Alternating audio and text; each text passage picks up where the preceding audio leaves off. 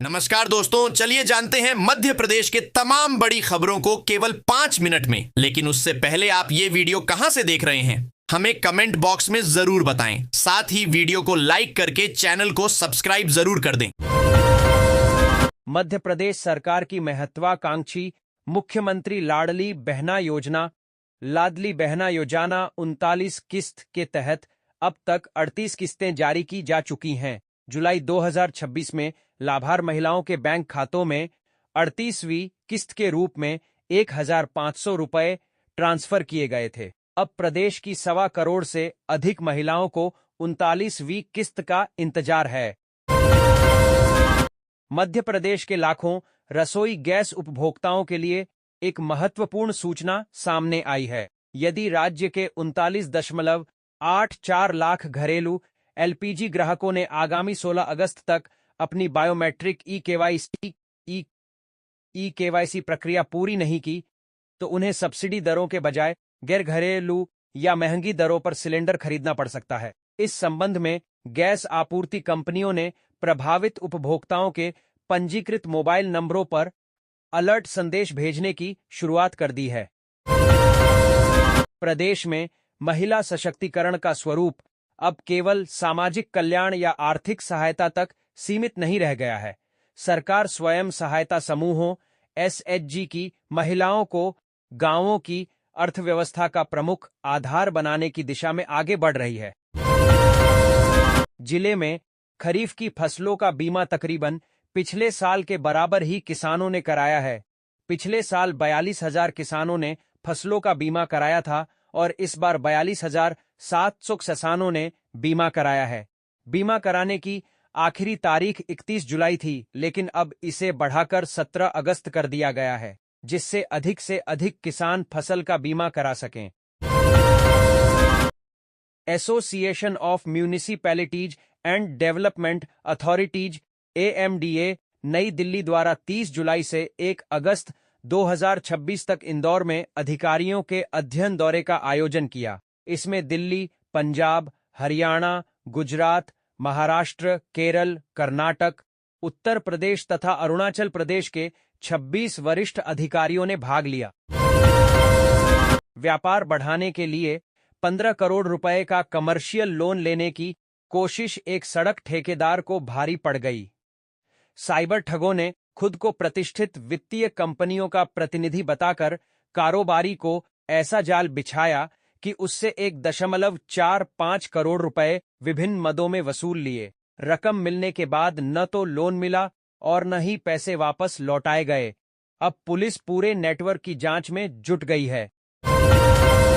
प्रदेश के सबसे बड़े सरकारी अस्पताल एमवा में operation theatre, ICU, blood bank, dialysis सहित सभी जीवन रक्षक सेवाओं की बैकअप व्यवस्था 20 साल पुराने जनरेटर 250 से 250 केवीए डीजी सेट के भरोसे है। अस्पताल प्रबंधन ने बढ़ते लोड को देखते हुए 2 साल पहले 2 नए 500 से 500 केवीए डीजी सेट की खरीदी का प्रस्ताव भोपाल भेजा था।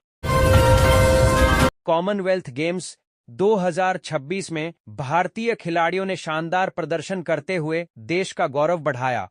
भारत ने पहली बार एक ही संस्करण में 7 बॉक्सिंग स्वर्ण पदक जीतकर नया इतिहास रचा। इसी बीच मध्य प्रदेश के 2 खिलाड़ियों ने भी रजत पदक जीतकर प्रदेश का नाम रोशन किया। जूडो खिलाड़ी यामिनी मौर्य और वेटलिफ्टर अजय बाबू वल्लूरी ने अपने अपने मुकाबलों में सिल्वर मेडल हासिल किए। सीएम डॉक्टर मोहन यादव ने शनिवार को जबलपुर के घंटाघर स्थित कन्वेंशन सेंटर में 4.35 करोड़ के डेवलपमेंट प्रोजेक्ट लोकार्पण और भूमि पूजन किया। इस दौरान उन्होंने घोषणा की कि नगर निगम जबलपुर को अगले 1 वर्ष के भीतर मेट्रोपॉलिटन सिटी बनाया जाएगा। सीएम ने मंच से ही कमिश्नर और कलेक्टर को जल्द से जल्द इसका ड्राफ्ट प्रपोजल तैयार करने के निर्देश दिए। होटल, रेस्टोरेंट अथवा बाजारों में खाद्य पदार्थों के कच्चे माल या तैयार माल में मिलावट या गड़बड़ी दिखाई दे तो आम उपभोक्ता उसकी शिकायत खाद्य एवं औषधि विभाग को सीधे शिकायत कर सकता है। दोस्ती सिर्फ साथ घूमने फिरने या खुशियां बांटने का रिश्ता नहीं होती, बल्कि मुश्किल वक्त में बिना कहे साथ खड़े होने का नाम भी है। शहर में ऐसे कई दोस्त हैं जिन्होंने सालों पहले शुरू हुई अपनी दोस्ती को आज भी उसी भरोसे और अपनापन के साथ निभाया है। रावजी बाजार क्षेत्र में शनिवार को एक व्यक्ति का शव पानी की टंकी में मिलने से सनसनी फैल गई। शव बाहर निकालने पर उसकी पहचान घर में रहने वाले और पिछले से लापता व्यक्ति के रूप में हुई। स्वजन चारधाम यात्रा पर गए हुए थे। पुलिस ने मर्ग कायम कर जांच शुरू कर दी है। 91 वर्षीय गीता चौहान को 19 साल की लंबी कानूनी लड़ाई के बाद आखिरकार अपने ही फ्लैट का कब्जा वापस मिल गया है। अपने लकवाग्रस्त और गंभीर बीमार बेटे की देखभाल के लिए उन्होंने जिस केयरटेकर को रखा था, उसने ही उन्हें डरा धमकाकर घर से बेदखल कर दिया। इतना ही नहीं, उसने फर्जी विवाह प्रमाण हाइफन पत्र भी बनवा लिया ताकि फ्लैट पर मालिकाना हक साबित कर सके। देश में गंगा और यमुना जैसी पवित्र नदियों के तटों पर आधुनिक सड़कें बनाकर कनेक्टिविटी बेहतर की जा रही है। इसी कड़ी में मध्य प्रदेश की जीवन रेखा कही जाने वाली नर्मदा नदी के किनारे नर्मदा एक्सप्रेसवे के निर्माण की तैयारी है। 6 से 8 लेन वाला यह नेशनल हाईवे मध्य प्रदेश के पूर्वी और पश्चिमी छोर को आपस में जोड़ेगा। मध्य प्रदेश में बाढ़, भूकंप, महामारी जैसी प्राकृतिक आपदाओं से निपटने के लिए अब आपदा मोचन बल के साथ स्वास्थ्य सेवाएं भी पूरी तरह समेकित एकीकृत होंगी। इसके लिए केंद्र के प्रधानमंत्री Ayushman Bharat health infrastructure mission के तहत भोपाल में प्रदेश का अपनी तरह का पहला हेल्थ इमरजेंसी ऑपरेटिंग सेंटर यानी HEOC बनाया जा रहा है। रवींद्र भवन में शनिवार को आयोजित रंगमंच 2026 थिएटर व नृत्य महोत्सव कला, संस्कृति और सामाजिक मूल्यों का अनूठा संगम बन गया। इस महोत्सव की थीम रिश्ते, मूल्य और सामाजिक सरोकार रही। कार्यक्रम का मुख्य आकर्षण आर्ट ऑफ सेवा के अंतर्गत चित्रकार इंद्रनील मजूमदार द्वारा तैयार की गई नीम करोली महाराज को समर्पित 23 फीट की विशाल लाइव पेंटिंग रही।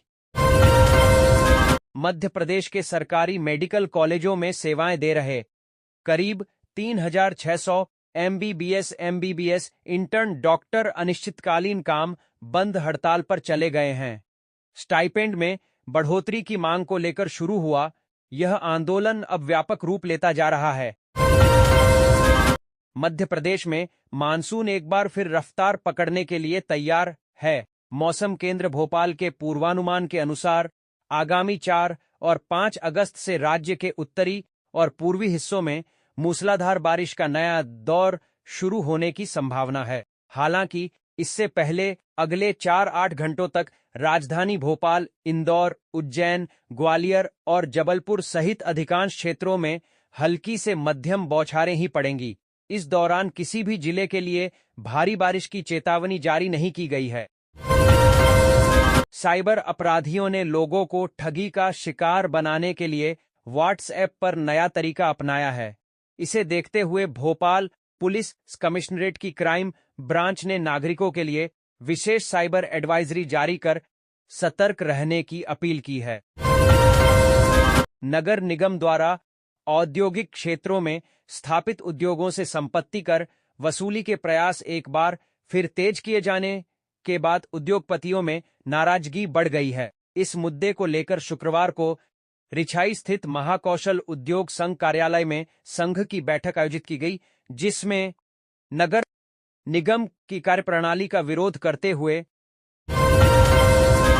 आगे की रणनीति तय की गई। हाई कोर्ट ने सुर्खी विधानसभा क्षेत्र के विधायक गोविंद सिंह के खिलाफ चुनावी हलफनामे में संपत्ति की कथित गलत जानकारी देने और तथ्य छिपाने के आरोपों पर दायर जनहित याचिका खारिज कर दी। कार्यवाहक मुख्य न्यायाधीश विवेक रूसिया व न्यायमूर्ति प्रदीप मित्तल की युगल पीठ ने स्पष्ट किया कि चुनाव संबंधी विवादों में सीधे रिट याचिका पोषणीय नहीं है। जबलपुर मेडिकल यूनिवर्सिटी को एम्स की तर्ज पर बनाया जाएगा। यहां के नागरिकों को भी बेहतर चिकित्सा सुविधा मिलेगी। यह घोषणा शनिवार को नगर निगम द्वारा आयोजित 362 करोड़ रुपए की लागत के विकास कार्यों के लोकार्पण एवं भूमि पूजन समारोह के दौरान मुख्यमंत्री मोहन यादव ने की। आईपीएस मप्र में लंबे समय से लंबित आईपीएस कैडर रिव्यू की प्रक्रिया एक बार फिर शुरू हो गई है। पुलिस मुख्यालय ने प्रदेश में आईपीएस के करीब 30 नए पद बढ़ाने का प्रस्ताव तैयार कर राज्य सरकार को भेजा है। सरकार की मंजूरी के बाद यह प्रस्ताव केंद्रीय गृह मंत्रालय को भेजा जाएगा। प्रस्ताव में कुल बढ़ोतरी का करीब 33% पद राज्य पुलिस सेवा से प्रमोट होने वाले अधिकारियों के लिए रखने की तैयारी है। सरकारी कर्मचारियों अधिकारियों की पेंशन, ग्रेच्युटी और सेवानिवृत्ति लाभों पर एमपी हाईकोर्ट का बड़ा फैसला सामने आया है। हाईकोर्ट की ग्वालियर खंडपीठ ने यह महत्वपूर्ण फैसला सुनाया है। कोर्ट ने स्पष्ट किया है कि केवल किसी सरकारी कर्मचारी के खिलाफ एफआईआर दर्ज होने मात्र से उसकी पेंशन, ग्रेच्युटी या अन्य सेवानिवृत्ति लाभों को रोका नहीं जा सकता। मध्य प्रदेश में शुक्रवार 7 अगस्त से शुरू होने वाले जनविश्वास अभियान के दौरान विकास कार्यों के निरीक्षण और जन शिकायतों के निराकरण के साथ विभागीय समितियों में लंबित राजनीतिक नियुक्तियों की भी समीक्षा की जाएगी। मुख्यमंत्री डॉक्टर मोहन यादव ने संगठन पदाधिकारियों से चर्चा के बाद सभी मंत्रियों, कलेक्टरों और कमिश्नरों को स्थानीय स्तर पर नियुक्तियां पूरी कराने के निर्देश दिए हैं।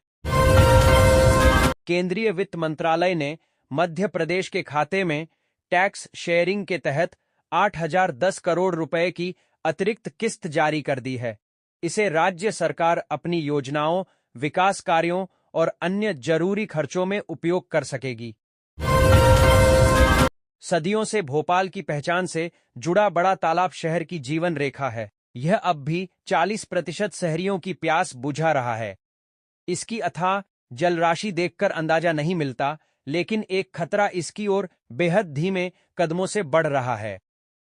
यह खतरा इतना गंभीर है कि अगले 24 वर्षों में यानी वर्ष 2050 के प्री मानसून सीजन तक तालाब का जलभराव क्षेत्र 40 से 60% तक घट सकता है। मध्य प्रदेश को सेमीकंडक्टर का हब बनाया जाएगा ताकि विदेशी बाजार पर भारत की निर्भरता कम हो सके। इसके लिए मप्र में ही माइक्रोचिप तैयार की जाएगी।